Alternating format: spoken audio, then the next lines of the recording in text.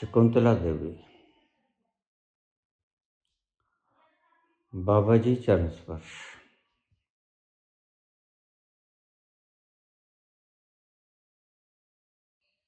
बाबा जी, जैसे भगवान कृष्ण ने कंस को मार दिया, भगवान कृष्ण ने शिशुपाल को मार दिया,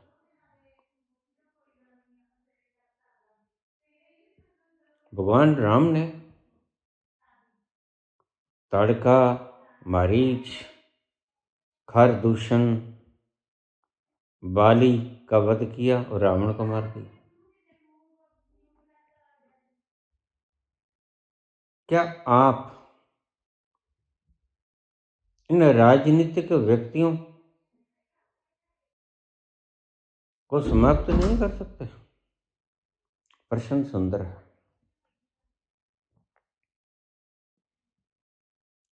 लेकिन परमात्मा की नियमों से बेखबर यह प्रश्न है।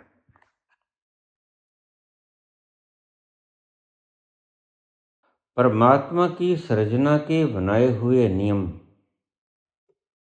परमात्मा के अवतार मानते हैं,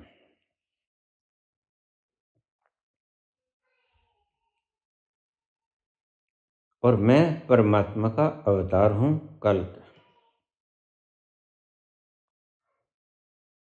अब ध्यान से सुनेंगे,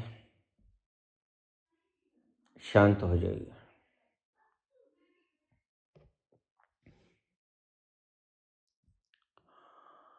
आपको शायद पता नहीं हो,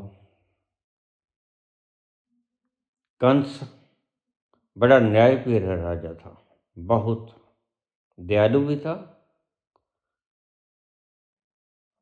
जनता में उसकी लोकप्रियता भी बहुत थी, और जनता के लिए बहुत बढ़िया राजा था वो।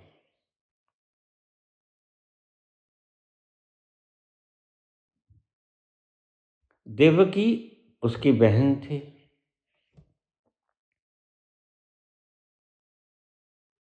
उसने देवकी की शादी की। हालांकि देवकी और कंस ये सगे भाई बहन नहीं थे।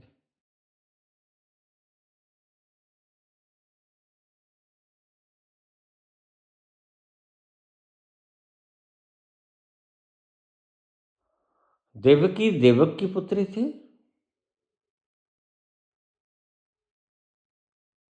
और महाराजा कंस उग्रसेन के बेटे।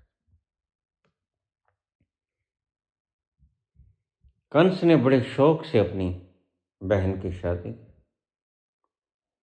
तब तक वो बिल्कुल ठीक था, जनता का प्यारा,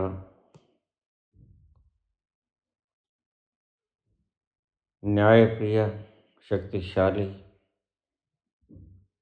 अन्याय का नाश करने वाला।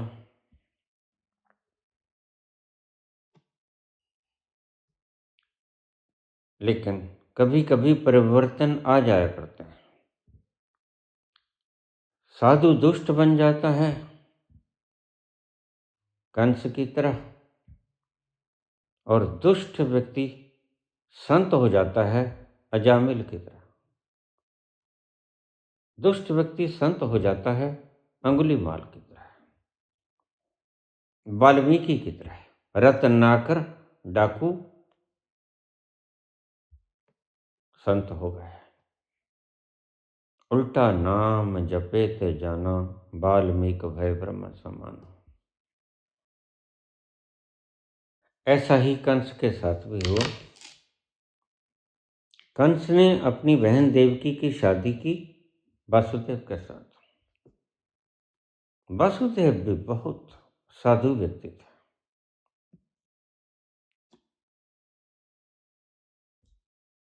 शादी संपन्न हुई, विदा होने लगे। कंस ने कहा, चलो बहना, मैं तुम्हें छोड़ के आता हूं तुम्हारे ससुराल में। कंस भी उस रथ में बैठा, वासुदेव और देवकी भी उसी रथ में बैठे। आकाशवाणी हुई कि जिस देवकी की तू शादी कर रहा है, इतने शौक से उसका 8वां पुत्र तेरी ही हत्या करेगा, यह समझने जैसी बात है। अभी तक कंस क्रूर नहीं था, जालिम नहीं था। अक्सर कोई व्यक्ति सदा से ही जालिम नहीं होता, कुछ सर्कमस्टेंसेस उसे जालिम बना देते हैं। जिससे आकाशवाणी हुई कहानी है, अगर इसको विश्लेषित करूंगा बड़ी लंबी हो जाएगी, फिर 2-4 वीडियोस बनानी पड़ेंगी, इसलिए कहानी को मैं यहीं शॉर्ट कर देता हूं।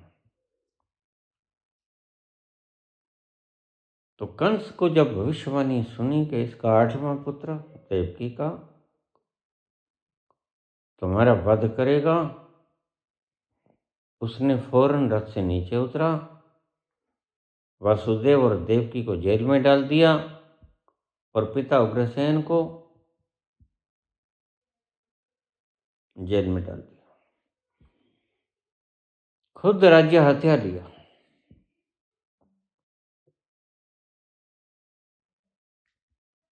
उससे पहले उसने कोई पाप नहीं किया था। होंगे तो पिछले जन्म के होंगे, लेकिन इस जन्म में बहुत ईमानदार और करुणावान राजा था वो। लेकिन डर गया मृत्यु से।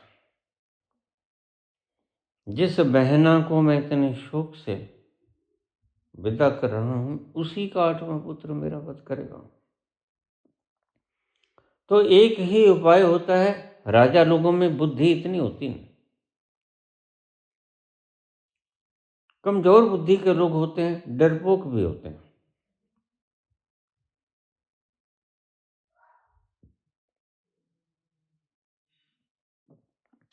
राजा से तुम राजा के कारण नहीं डरते, राजा से तुम डरते हो राजा के तंत्र के कारण। ये ईडी, ये सीबीआई, ये आईटी, इनसे डरते हो। ये पुलिस, राजा से तुम्हारा कोई भय नहीं है।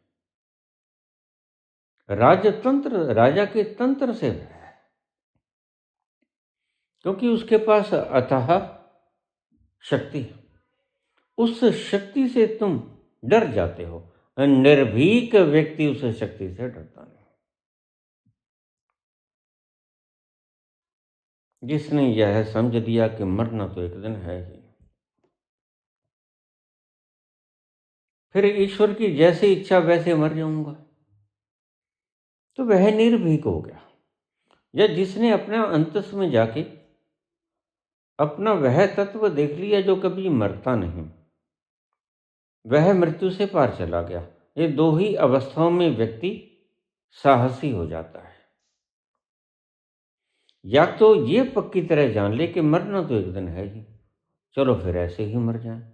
ये है मृत्यु को स्वीकार करना। ध्यान से समझना बात को। मरना तो एक दिन है ही, फिर ऐसे ही मर जाए, यह है मृत्यु को स्वीकार करना। एक दूसरा भी तरीका है, वो है कि अपने भीतर जाकर उस तत्व को छू लेना जिसे स्थिति प्रज्ञ कहते हैं कृष्ण। नैनम छिदंती शस्त्राणी नैनम दहती पावका, जिसे आग जला नहीं सकती, जिसे कोई काट नहीं सकता, जो गलता नहीं, जो भीगता नहीं, वो अजर अमर तत्व तुम हो। दूसरा तरीका यह है, अगर तुम्हें पता चल जाए कि मैं कभी मरता ही नहीं, मैं न मरूं मरै संसारा, मोहे मिला जलावन हारा, वह व्यक्ति भी साहसी हो जाएगा। ये दो तरह के व्यक्ति साहसी हो जाएंगे, मृत्यु से डरेंगे नहीं, मृत्यु को सहज स्वीकार कर लेंगे। तो वह डर गया, गद्दी पर खुद बैठ गया, पिता को भी जेल में, वासुदेव देवकी को भी जेल में। आगे की कहानी आप जानते हैं, कैसे कृष्ण ने उसका वध किया। कृष्ण ने वध ये किया कि वध करने से पहले, अब इस बात को ढंग से समझ लेना, ये कर्म सिद्धांत के अंतर्गत थ्योरी आती है। परमात्मा भी विधान से चलता है। परमात्मा का अवतार विधान से चलता है, विधान से बाहर नहीं होता। और विधान ये है कि जब तक कंस इतने अत्याचार ना करेगा कि उसकी चीत्कार आसमानों में सुनाई पड़ेगी, तब तक कृष्ण उसका वध नहीं करेंगे।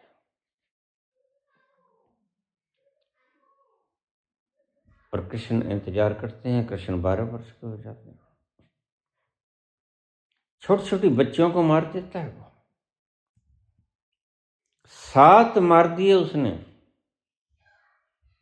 8वां कृष्ण बच गया। एक रोहिणी का था बलराम, एक रोहिणी की थी सुभद्रा। ये सुभद्रा और बलराम पुत्र पुत्रियां तो थीं वसुदेव की, लेकिन उनकी माता देवकी नहीं थी, रोहिणी थी। दूसरी स्त्री थी रोहिणी। तो 7 मार दिए, 8वां कृष्ण को बचा लिया गया। वो चले गए, पले बड़े गोकुल में। बाकी कहानी तुम्हें पता है। दंड किस चीज का देगा भगवान? अवतार किस चीज का दंड देगा? पापों का दंड देगा ना। तो पापों का दंड देने से पहले पाप करने जरूरी हो जाते हैं ना। तो कंस के पाप करने तक कृष्ण ने दंड नहीं दिया। इसे पाप कर लेने दो।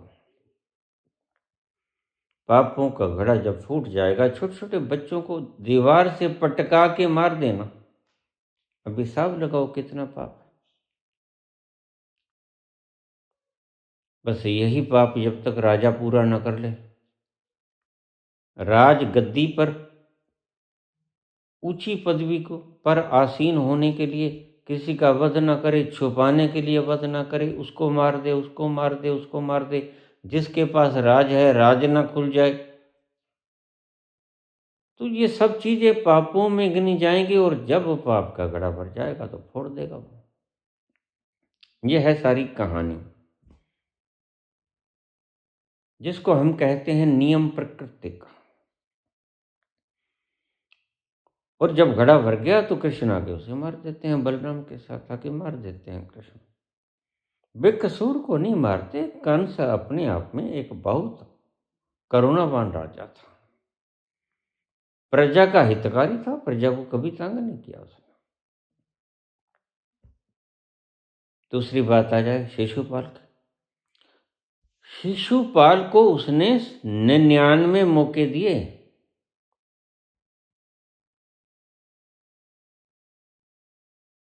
शिशुपाल कृष्ण की बुआ का बेटा था। और कृष्ण भी जानते थे। उसकी बुआ कहती है, अरे तू शिशुपाल का वध करेगा मेरे पुत्र का, अपने ही भाई का? कहता नहीं माता, जब तक ये पाप नहीं करेगा मैं इसका वध नहीं करूंगा। इसके 100 पाप मैं माफ कर दूंगा। 100 पापों से इतना गुनाह ये कर लेगा कि यह वध के योग्य हो जाएगा। तो जब राजा इतने गुनाह कर लेता है कि वह वध के योग्य होता है, तो अवतार उतरता है, अवतरण होता है। ये कर्मों की फिलॉसफी है। राजा ऐसे कर्म करे कि घड़ा भर जाए। शिशुपाल गाली निकालते रहे, कृष्ण गिनते रहे। कृष्ण ने कहा 90 हो गई, कान में 92, अब 99। देख शिशुपाल बराबर आगाह कर रहे हैं, चेतावनी दे रहे हैं, अब आगे मत बोलना। लेकिन 100 होते ही कृष्ण ने गला धड़ से अलग कर दिया।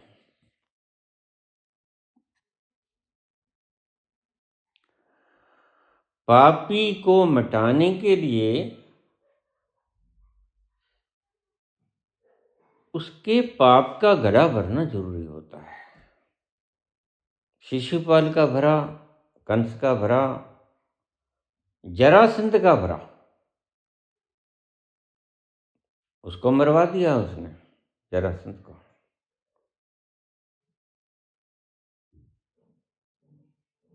परमात्मा ने सृष्टि बनाई, सृजना बनाई, चाहे अपने खेल के लिए बनाई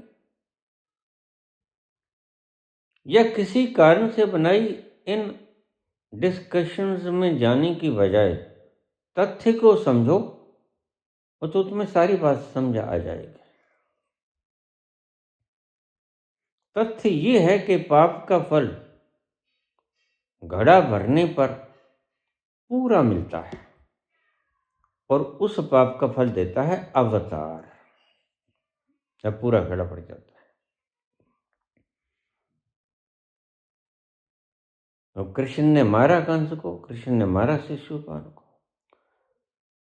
राम ने मारा मारीची को, राम ने मारा चाहे अबला थी लेकिन राक्षसी थी।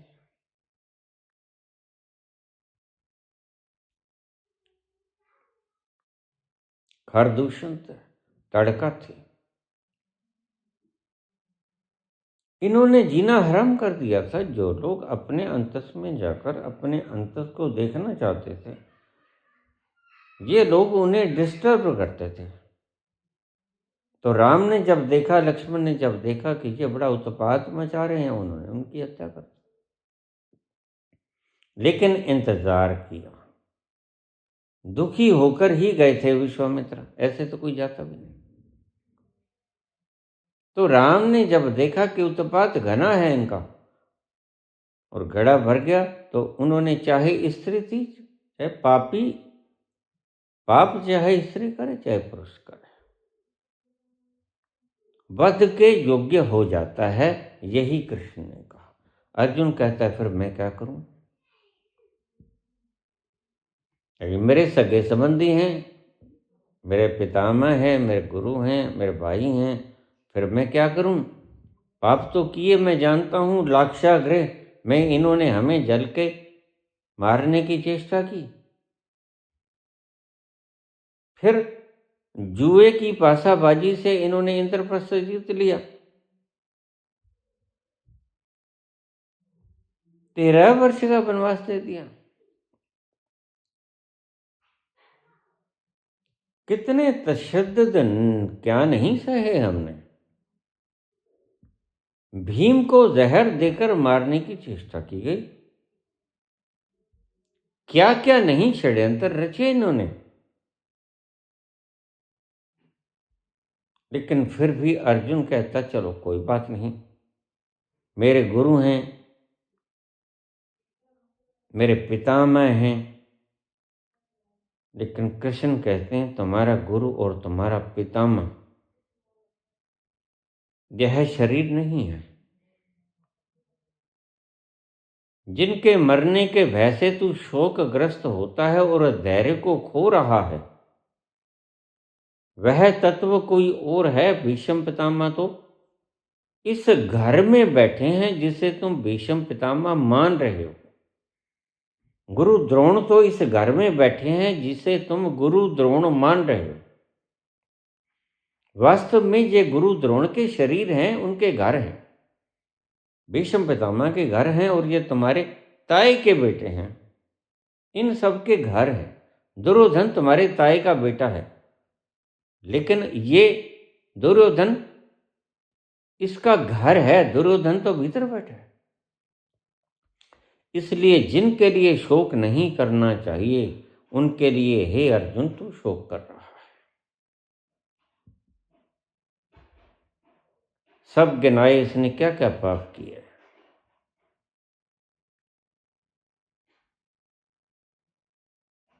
इसके बावजूद भी अर्जुन अगर नहीं माना तो अर्जुन को स्पष्ट किया, उसे अपना आपा दिखाया कि तुम कौन हो जानो, और फिर ये देखो कि मैं कौन हूं। विराट का दर्शन किया और उसके स्वयं का दर्शन कराया। ये दोनों चीजों के दर्शन करने के बाद फिर उसने हथियार उठा लिया, गांडीव धनुष उठा लिया, और उसने कहा कि अब आज्ञा करो, मैं क्या करूं भगवान। पहली दफे उन्होंने विराट को देखकर, था तो सखा अर्जुन कृष्ण का, पहली दफे संबोधन में अर्जुन कहते हैं कृष्ण को हे भगवान, क्योंकि उसकी विराटता को उसने देखा।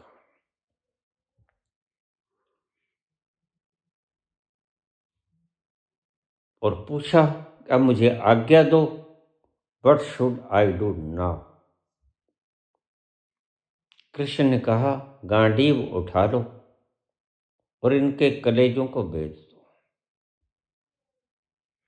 इन्होंने इतने अत्याचार किए, गलत पासा फेंककर शकुनी ने इंद्रप्रस्थ जीत लिया। सब बेईमानी, धोखाधड़ी, झूठ, कफर, तूफान। तो फिर अर्जुन पूछता, मैं क्या करूं। कृष्ण कहते हैं, वध करो, वध वध वध वध, मार दो इनको। कोई दूसरा रास्ता है, अर्जुन ने पूछा। कृष्ण कहते हैं, बिल्कुल नहीं, दूसरा रास्ता, इनको सिर्फ वध करना ही इनका रास्ता है। क्योंकि कृष्ण जानते थे कि इन्होंने इतने दुराचार किए हैं, धोखे से किए हैं, झूठ से किए हैं, कफर से किए हैं, और ये वध के योग्य हैं। और फिर कृष्ण कहते कि मैंने इनको मार दिया है, क्योंकि मैंने इनको इनके कर्मों का फल दे दिया है। दे आर ऑलरेडी डेड, ये पहले से ही मेरे द्वारा मारे जा चुके हैं। तू सिर्फ सेहरा अपने सिर पे बांध ले, तू धनुष उठा और तीर चला, मैंने तो मार दिया है,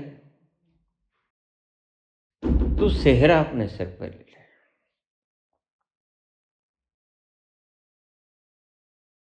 तुमने पूछा, पुत्री शकुंतला,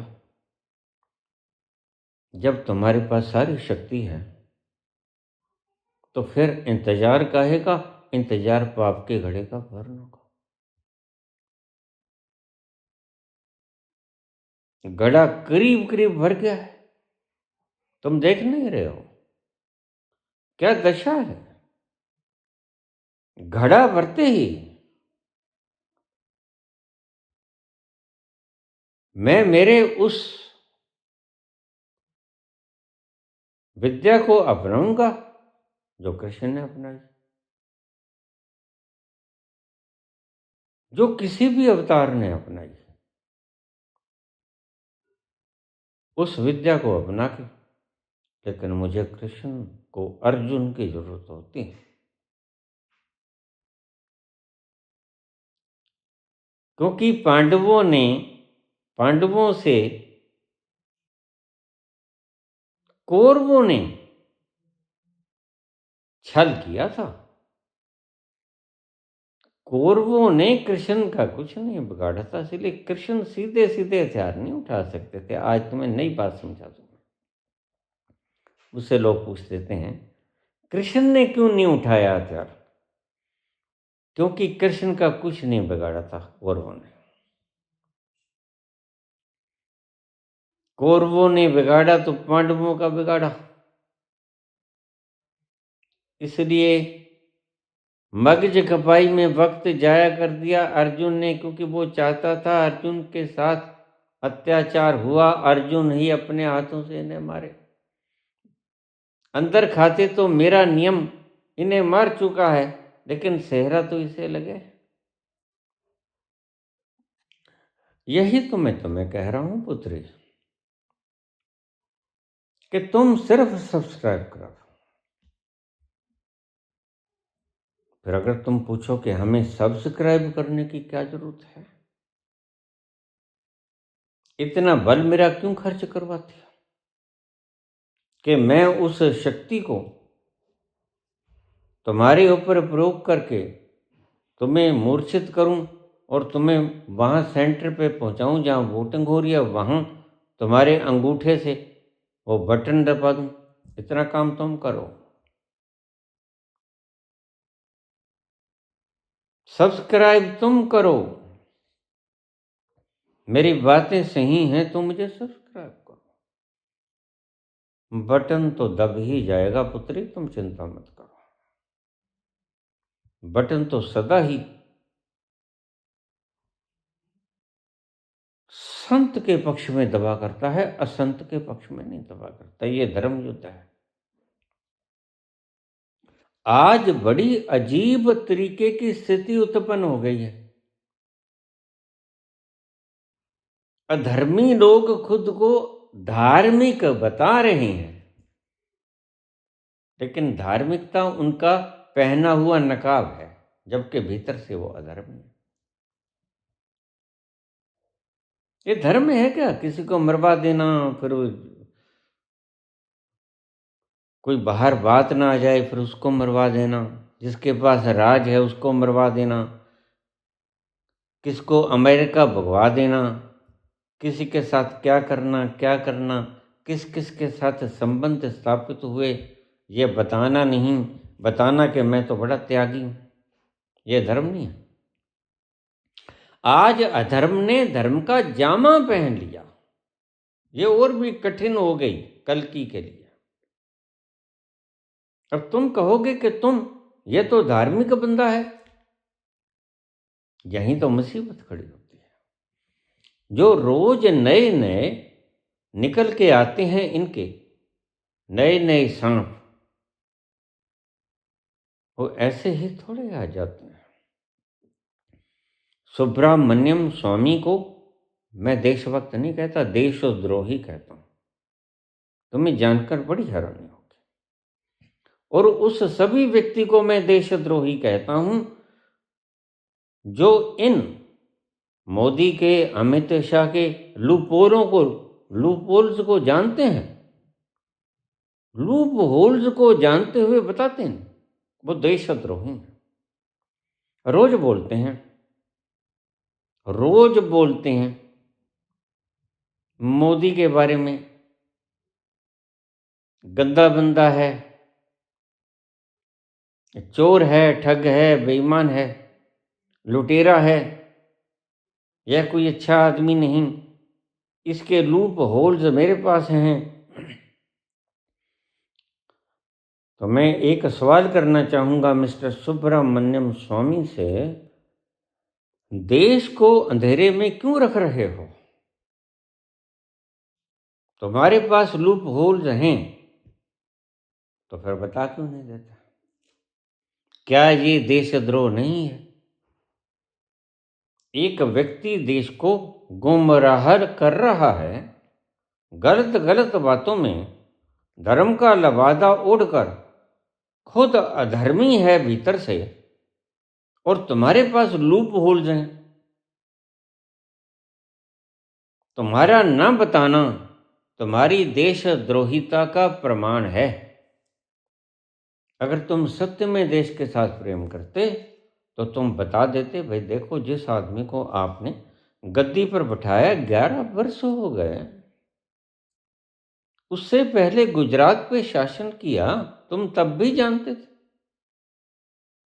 और जो इनके फॉरेन मिनिस्टर हैं वो इनकी सारी व्यवस्था करते अयाशी की, ये बातें खुलती हैं। और आज ये एपस्टीन वगैरह का जो कांड आ रहा है उसमें मोदी जी का नाम आ रहा है, सब जगह मोदी जी ही प्रबल है। ये डंका है क्या हमारे विश्व गुरु का? तो जरा सोचिए, अगर आपके पास लूप होल्स हैं तो फिर शर्म काहे की? क्या लूप होल्स को देश के साथ न बताना गद्दारी नहीं है? परम गद्दारी है। इसलिए मैं आपको देशद्रोही का खिताब देता हूं। अगर आप में जरा भी देश प्रेम होता, हम अपनी गर्दनों को अपने हाथों पर रख के आए। हमें आज चाव है जे तो प्रेम मिलन की चाह, जे तो प्रेम मिलन की चाह, शीस तली धर, शीस तली धर, शीस तली धर, घर मेरे आओ, शीस तली धर, घर मेरे आओ, जे तो प्रेम मिलन की चाह। हम शीस तली के ऊपर रखे हैं। तुम डरते हो क्या? फिर तुम्हारे पास कोई लूप होल नहीं। अगर लूप होल हो और तुम ना बताओ तो तुम गद्दार हो, देशद्रोही हो। वो सभी लोग देशद्रोही हैं जो चुपके से गंगा पार गए। वो 70,000 करोड़ का मसला हो या किसी अपने लूप होल्स को खुलने की डर के कारण कुछ ऐसा कारनामा हो। देखो, मैं पहले बोल चुका हूं, हमें सिर्फ मास्टर माइंड्स चाहिए। ये छोटे मोटे गुनाह जो आपने किए, 70,000 करोड़, 20,000 करोड़, 10,000 करोड़, लाख करोड़, ये करोड़, वो करोड़, हम इनको सबको माफ करेंगे। क्यों? क्योंकि ये हम इनको कोर्ट में लेके जाएंगे, हम खुद दंडित नहीं करेंगे।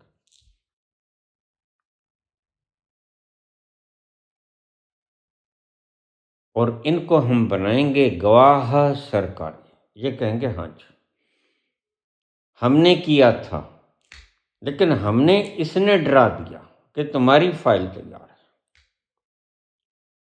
ईडी को भी कहेंगे, ईडी भी कहेगी कि हमने डरा दिया, हम डर गए। सीबीआई भी कहेगी, आईटी भी कहेगी, सभी संस्थाएं कहेंगी, चुनाव आयोग भी कहेगा कि हमको तो डरा दिया। और हम चुनाव आयोग को भी क्लीन चिट दे देंगे जिसने मान लिया we are in search of master minds. वो 4 हैं, 40 हैं, 400 हैं, 4,000 हैं, 40,000 हैं, कोई मतलब नहीं। हमें सिर्फ मास्टर माइंड्स की लिस्ट दे दो, बाकियों को हम बनाएंगे। तुम बिल्कुल चिंता मत करो। मेरे एक एक अल्फाज को साधु का अल्फाज समझो। मैं संत व्यक्ति हूं और संत व्यक्ति झूठ नहीं बोला करता। 13 वर्षों से अन्न की एक बुरकी नई जुबान पर रखी और मैं वैसे भी झूठ नहीं बोलता। तुम सबको माफ कर देंगे। तुम पार्टी को छोड़ के इधर आ जाओ, अभी से लोकसभा को भंग कर दो, तुम्हें हम सरकारी गवाह बना लेंगे, वायदा माफ गवाह तुम्हें कोर्ट में पेश कर लिया जाएगा। तुम ये कहोगे जी हमने किया, हमने वोट चोरी करवाई, हमने 70,000 करोड़ का घपला किया या जितना भी किया, हमने ये किया, हमने वो किया। सब बुरे कर्म करने वाले बख्श दिए जाएंगे, वो मास्टरमाइंड्स नहीं बख्शे जाएंगे जिनका नाम इन्होंने ले दिया कि हमने तो जी, उन्होंने डरा दिया। पावर उनके हाथ में। बस हम सिर्फ उनका नाम जानना चाहते हैं। वो मैंने पहले भी बताया, 2 और 2 4 हों या 40 हों या 400 हों या 4,000 हों, 40,000 हों, कोई फर्क नहीं पड़ता। तुम्हें क्षमा कर दिया जाएगा। मैं तुम्हें आश्वस्त करता हूं, सौगंध खाकर तुम्हें विश्वास दिलाता हूं कि तुम्हें सरकारी गवाह बनाया जाएगा, वायदा माफ गवाह बना जाएगा। तुम्हें कोई दंड नहीं मिलेगा। तुमने जो बना लिया वो बना लिया, तुमने जो कर दिया वो कर दिया। तुम जेल की सलाखों के पीछे नहीं होगे। दंड वो भुगतेगा जो मास्टर माइंड था। ना चुनाव आयोग, मुझे पता है सब खरीद लिए गए। अगर कोई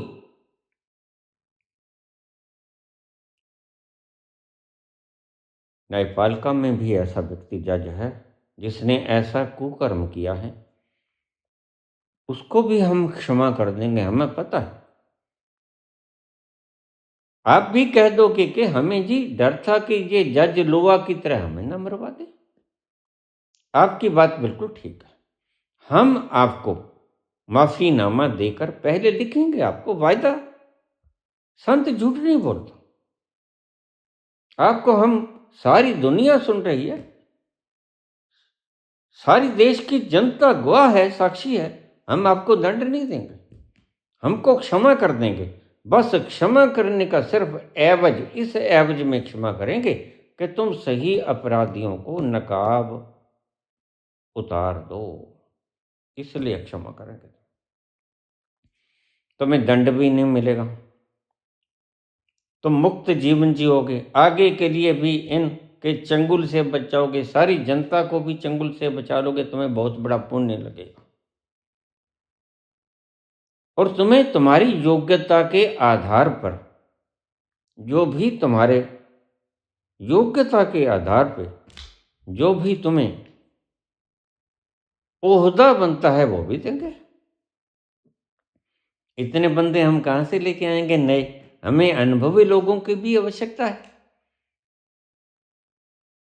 और आगे से तुम्हें कहेंगे भी देखो, हमारे नियम कानूनों के अंदर चलना, 25 करोड़ की लिमिट है, या जो कुछ है हम आपको सब समझाएंगे। अब हमारा साथ, हम आपका साथ मांगेंगे, हमें आपकी आवश्यकता भी है। और जल्द से जल्दी इस सरकार को तोड़ दो। वो चाहे चंद्रबाबू नायडू हो, चाहे नीतीश कुमार हो, जरा भी न डरो, हम आपको संभाल लेंगे, जनता आपको संभाल लेगी। बिल्कुल डरने की कोई जरूरत नहीं, डरो मत। मैं जानता था राहुल गांधी से यह बात संभाली नहीं जाएगी। वह आंकड़े लेके आ सकता है, लेकिन आखिर में बापू को आना ही पड़ा, आना पड़ा ना। अब मैंने संभाल लूंगा, तुम फिक्र ना करो। बस तुम सिर्फ मेरे हाथों में हाथ दे दो, साथी हाथ मिलाना, एक अकेला थक जाएगा, मिलकर बोझ उठाना, साथी हाथ बढ़ाना। वायदा माफ गवाह, अगर लाख बंदा इस जद में आता है, और जो भी व्यक्ति, जिसने भी कोई घपला किया है, जिस भी जगह पे घपला किया है, वो चाहे पुलिस का महकमा हो, चाहे कोई महकमा हो, चाहे न्यायपालिका का हो, और चाहे हाई कोर्ट का, लोअर कोर्ट का, सुप्रीम कोर्ट का, हम सभी को माफ कर देंगे। वो कह दें कि इसका आदि कारण, बेसिक काज, रूट काज फला व्यक्ति है, और वो हमारे वायदा माफ गवाह होंगे। सारी जनता देखेगी, देखेगी तो जनता डिसाइड करेगी how they should be punished. न्यायकारी फरमान जारी करेंगे। हमने कुछ नहीं करना है, हमने तो सिर्फ एक धारणा बनानी थी, ढंग बनाना था, रास्ता बनाना था, वो हमने क्रिएट कर दिया। आपको कोई कुछ नहीं कहेगा। तुमने जो कुछ किया, हम आपको डराने के लिए नहीं आए, हम आपको जिंदगी जीने के लिए देने के लिए आए। जो जो बाकी के रहते हैं, वृद्ध हो गए बेचारे। अब ये महाराष्ट्र के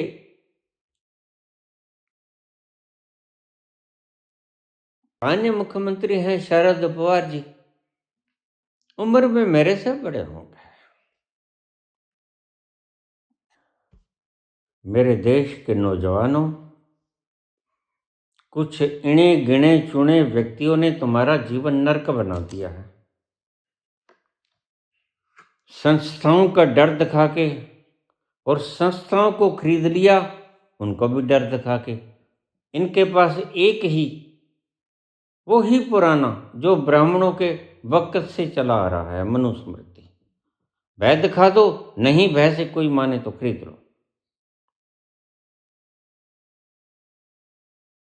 खैर, मेरे जीवन में भी ऐसा काल आया, लेकिन मैं बताऊंगा नहीं। बाबा बंद कर दो। खैर, वो प्रसंग बहुत अलग है। मेरा उद्देश्य, मैं अपने उद्देश्य से भटकने वाला हूं ना। जैसे गांधी नहीं भटके, और गांधी ही मैं हूं, मैं कैसे भटक जाऊंगा? अगर भटक जाता तो आखिर में गद्दी को देखकर ललचा जाता। और आज ये गाली निकालने वाली, अपने हाथों को शुद्ध करने वाली देवियां ये ना कहती कि ये शुभ कृत्य तो मैं अपने हाथों से करती।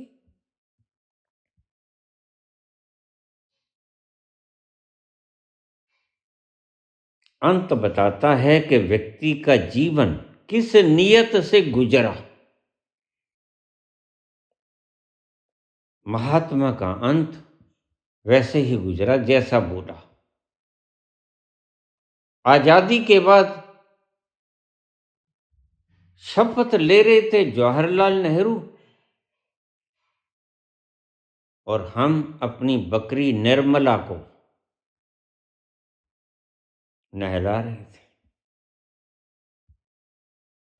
हमें कोई मतलब नहीं, बस काम पूरा हो गया। ऐसा ही अब है। मैं कोई ओहदा नहीं लूंगा, लेकिन पूरा विधान बना के उस व्यक्ति के हाथ में सौंप दूंगा जो संविधान का रक्षक रहा है। लेकिन ऐसा मत समझना कि मैं हट जाऊंगा, नहीं, मैं आपके संग रहूंगा, बराबर मैं आपके साथ रहूंगा। आपके हर सुख दुख तकलीफ आप मुझे बता सकते हो।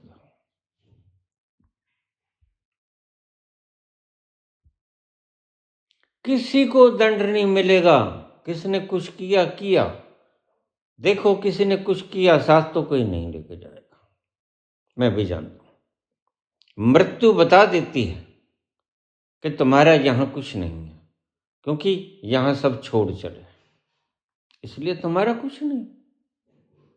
इसलिए हम सबको माफीनामा दे देंगे, बस उन कुछ लोगों को छोड़कर जिन्होंने ये अत्याचार किया, जिन्होंने ये साजिश रची, जिन्होंने झूठे सपने दिखाए, कहा था सत्य ही बोलेंगे और सत्य के सिवा कुछ नहीं बोलेंगे, और किया उल्टा, झूठ ही बोला और झूठ के सिवा कुछ नहीं बोला। जुमले दिखाए, गलत जुमले दिखाए, अपनों को भी बहकाया। ऐसा नहीं कि अपनों को नहीं बहकाया, अपनों को भी बहकाया।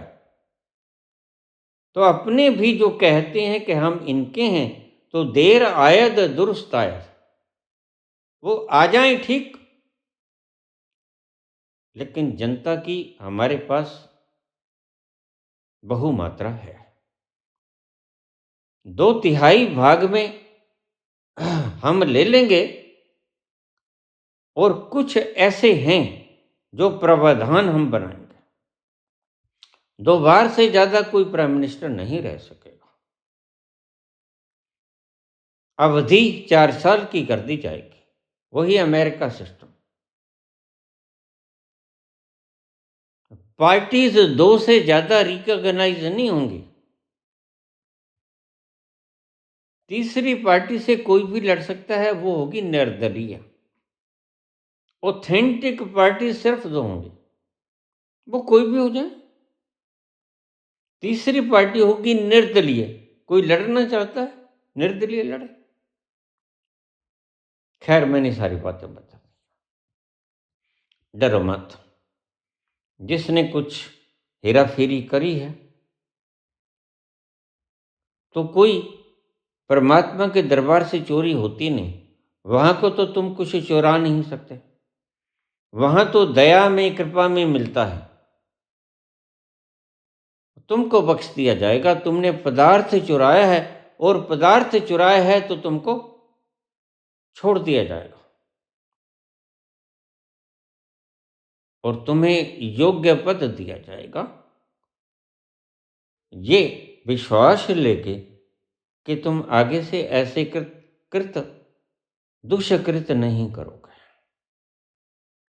तो शायद आपका जवाब मिल गया है। मैं सब करूँगा, लेकिन देखिए नियमों को भी देखना होता है।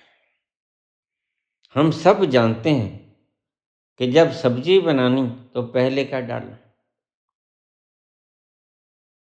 फिर कुकर में क्या डालना, फिर नमक मिर्च क्या डालनी, कब डालनी, पहले आग जलानी, स्टोव जलाना, पानी डालना, सब जानते हैं। तो हर चीज वक्त के अनुसार और वक्त की मात्रा में होती है। शकुंतला देवी, आपको आपके प्रश्न का जवाब मिल गया। ऐसे करेंगे हम भारत को आगे की चलाने की व्यवस्था। आरएसएस के बारे में मैं अभी नहीं बोलूंगा, तुमने पूछा तो, लेकिन अभी नहीं बोलूंगा। बस इतना ही कहूंगा, अगर इस जमात ने हाथ जोड़ लिए कि हम गलत बंदे के हाथ में थे तो ठीक, अन्यथा दे should be punished, they will be punished. धन्यवाद।